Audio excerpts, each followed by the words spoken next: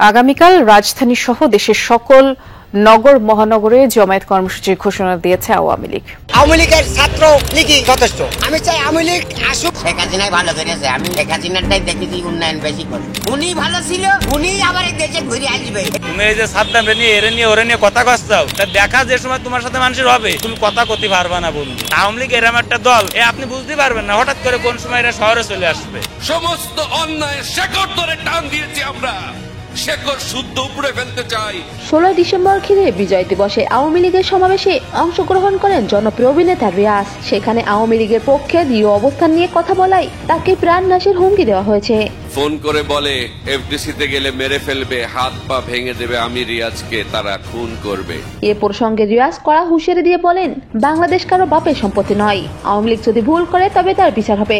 তিনি আরো বলেন, সাজিদ আলমের মতো ছাত্রলীগের প্রাক্তন কর্মীদের কর্মকাণ্ডেরও বিচার করতে হবে। আওয়ামী লীগ তার বক্তব্যে স্পষ্ট জানান, দেশের স্বার্থের বিরুদ্ধে কোনো অন্যায় মেনে নেওয়া হবে না।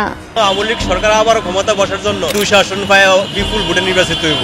অভ্যন্তরের পরে আমাদের দেশের যে উন্নয়নের গতি, যে উন্নয়নের ধারা, এটা কিন্তু একদম নষ্ট হয়ে গেছে। আর আওয়ামী লীগকে প্রতিষ্ঠিত করার জন্য এই সরকারের ক্ষমতা থাকাই যথেষ্ট, আর কিছু লাগবে না। ঠিক আছে।